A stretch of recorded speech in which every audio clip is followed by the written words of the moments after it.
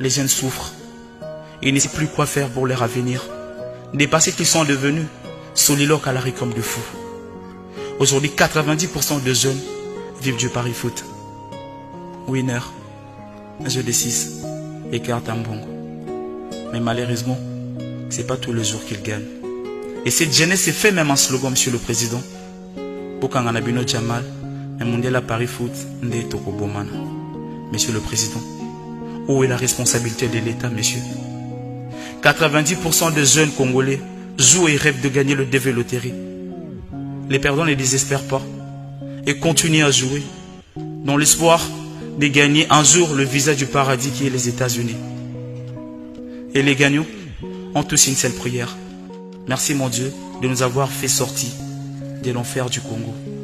Et nous rentrerons dans ces pays qui est dans le cercueil. Triste réalité. Monsieur le Président, les jeunes préfèrent s'enfuir plutôt que de souffrir, par peur de nuire à la chance de leur vie. Malencontreusement, presque tous les ambassades nous refusent le visa, comme si c'était Congolais qui portaient l'explosif dans les centres commerciaux de leur pays. Monsieur le Président, beaucoup diront qu'on est mieux ce soir. Oui, on est mieux ce soir avec des guerres interminables et cette pauvreté atroce qui dépasse l'entendement humain.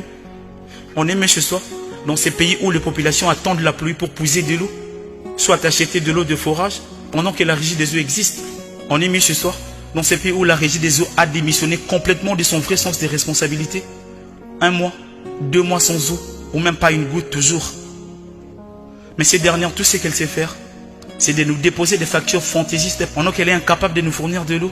Fati, on est mieux chez soi dans ces pays où on ne peut pas vivre un jour entier sans coupure de courant. On est mieux chez soi avec les politiciens qui servent des individus à la place de servir le peuple.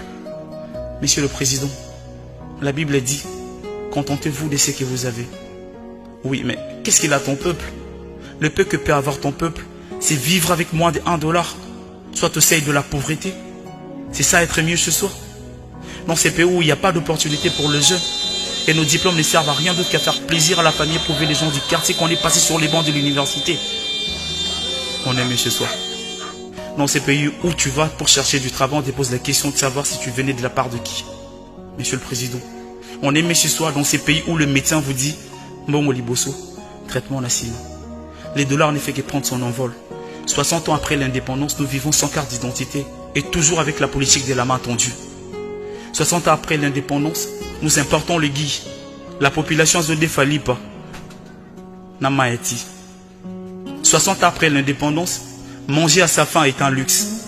Tous ces éminents professeurs n'arrivent toujours pas à changer la situation du pays. Et ne savent comment nous profiter de ces immenses richesses. C'est ça être mieux chez soi? Non, Monsieur le Président.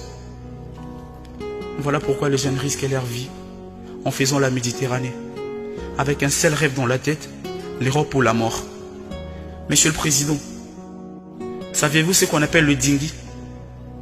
Le voilà, un bateau pneumatique qui nous donne une probabilité à 99% de la mort et 1% de survie.